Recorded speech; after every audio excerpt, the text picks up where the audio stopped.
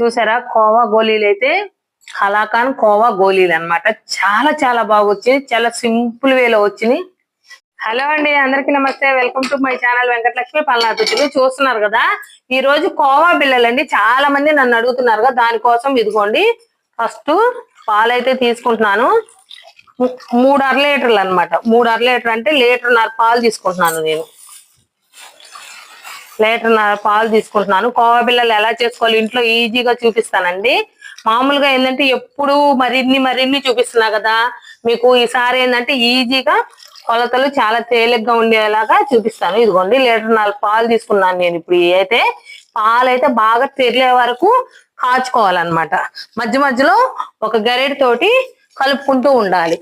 ఇదిగోండి ఇట్లా ఒక అట్లకాడ తీసుకోండి. బాగా అడుగు మందం ఉన్న గిన్నె తీసుకోండి. పల్చాటి గిన్నె అస్సలు తీసుకోవద్దు. అడుగు మందం ఉన్న గిన్నె తీసుకొని పాలు ఇలా వేడెక్కేటప్పుడు ఇట్లా కలుపుకుంటూ బాగా పొంగు రాదిద్దాం. పొంగు వచ్చాక ఓకే అండి, పాలు అయితే చూసారా పొంగు వచ్చేసిన మనకి తిరుగుతున్నాయి. ఇదిగోండి ఇంక ఇప్పుడు ఈ పాలు అనేది మొత్తం ఒకేసారి కరగబెట్టుకుంటే మనం ఏంటంటే పొంగిపోతాయి. కాబట్టి పాలని నేను తీసి ఇదిగోండి వేరే గిన్నెలోకి పోస్తాను. కాగిన పాలు బాగా కాలుతున్నాయి. ఇంకోండి కొంచెం ఉంచుకున్నాం, ఒక 1/2 లీటర్ సుమారు ఉంచుకున్నాను. ఇప్పుడు ఏంటంటే పొంగవు మనం కలిపిన. ఇదిగోండి ఇప్పుడు ఈ 1/2 లీటర్ పాలు బాగా అడుగంటకుండా ఇట్లా కలుపుతూనే ఉండాలి. కలుపుకుంటా మధ్య మధ్యలో కొంచెం పోసుకుందాం ఇవి. ఓకేనండి, ఇప్పుడైతే ఇదిగోండి పాలు ఇనిగిపోయినాయి కొద్దిగా మనకి. ఇప్పుడు ఇంకొంచెం పాలు ఇదిగోండి గిన్నెలో పాలు ఇంకొంచెం పోస్తున్నాను. ఇదిగోండి పోసి మళ్ళీ ఇప్పుడు వీటిని కూడా దగ్గర పడేంత వరకు కలుపుకుంటూనే ఉండాలి మనం. ఓకేనా, ఇరగొట్టకుండా పాలు కలుపుకుంటూనే ఉండాలి. ఓకే అండి, పాలైతే అంటకుండా కలుపుతూనే ఉండాను. కర్మా పాలు కూడా మొత్తం పోసేసానండి. 1.5 లీటర్ పాలు పోసేసాను. ఇప్పుడు ఇదిగోండి పంచదార 1.5 లీటర్ పాలకు వచ్చేసేసి 300 గ్రాములు పంచదార తీసుకుంటున్నాను నేను. 300 గ్రాముల పంచదార తీసుకుంటే అప్పుడు సరిపోద్ది.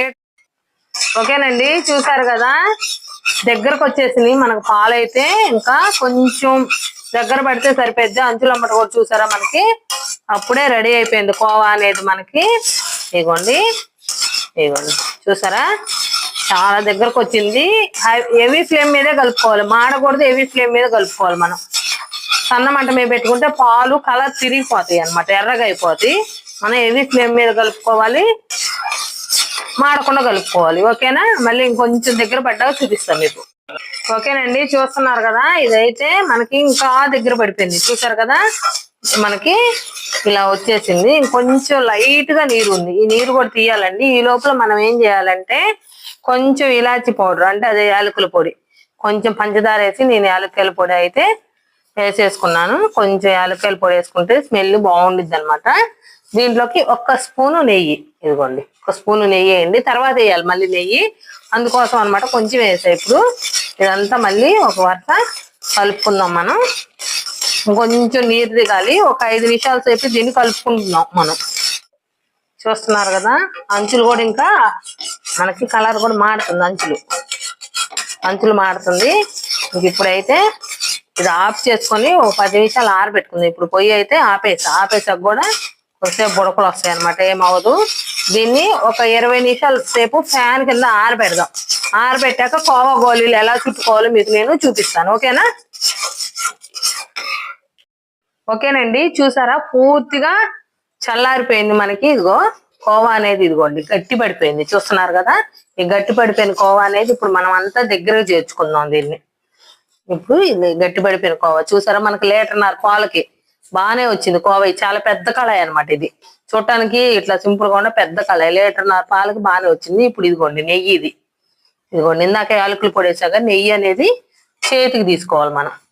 ఇట్లా చేతికి రాసుకొని నెయ్యి ఇదిగోండి ఒక చిన్న ఉండలుగా తీసుకొని దీన్ని ఇట్లా బాల్స్ లా చుట్టుకోవాలి. ఇదిగోండి చూస్తున్నారా, ఈ విధంగా ఒక బాల్స్ లా చుట్టుకొని ఇదిగోండి ఒక ప్లేట్లో అయితే పెట్టేస్తున్నాను. ఇట్లా ఇదిగోండి మళ్ళీ ఒకరు తీసుకొని ఇది చల్లారటానికి ఒక అరగంట పెట్టిందండి. మీరు టెన్షన్ పడొద్దు, ఇది చల్లారలేదు ఏందని టెన్షన్ పడొద్దు. చల్లారిద్ది అనమాట, ఇబ్బంది ఏం లేదు. ఒక అరగంట కాకపోయినా ఒక 30 గంటకైనా చల్లారిపోద్ది, ఏం కాదు. ఇట్లా ఆరిపోయిన దాన్ని తీసుకొని కొంచెం కొంచెం తీసుకొని చేతికి నెయ్యి అప్లై చేసుకుంటా మధ్య మధ్యలో మనం చేతికి ఖర్చుకోకుండా ఇట్లా రౌండ్ గా బాల్స్ లాగా చుట్టేసుకోవాలి. మనకి ఏ సైజు కావాలంటే బాల్స్ ఆ సైజు బాల్స్ చుట్టేసుకున్నాము. ఓకే అండి, మొత్తం ఇంకా ఇదే విధంగా చుట్టుకొని మనం బాల్స్ లాగా రౌండ్ గా పెట్టేసుకుందాం. ఓకేనండి, చూసారా కలాకాండ్ కోవా గోళీలు అంటారు వీటిని. చాలా సార్లు బట్టి చాలా మంది నన్ను అడుగుతున్నారు, అక్క కోవా గోళీలు మాకు చేసి చూపించక్క, సింపుల్ ప్రాసెస్ లో కొంచెం పాలతోటి మాకు ఇంట్లో ఎలా చేసుకోవాలి ఈజీగా చూపించుంటున్నారు కదా. చూపించానండి, మీరు అందరూ ఖచ్చితంగా ట్రై చేయండి. చాలా చాలా బాగున్నాయి అనమాట కోవా గోళీలు అనేది. సూపర్ టేస్ట్ తో కూడా ఉన్నాయి. మీరు అందరూ ఖచ్చితంగా ట్రై చేయండి. ప్లీజ్ ఒక లైక్ చేయండి, షేర్ చేయండి, సబ్స్క్రైబ్ చేసుకోండి. ఎక్కడి నుంచి వస్తారో కామెంట్ చేయండి. Thank you so much.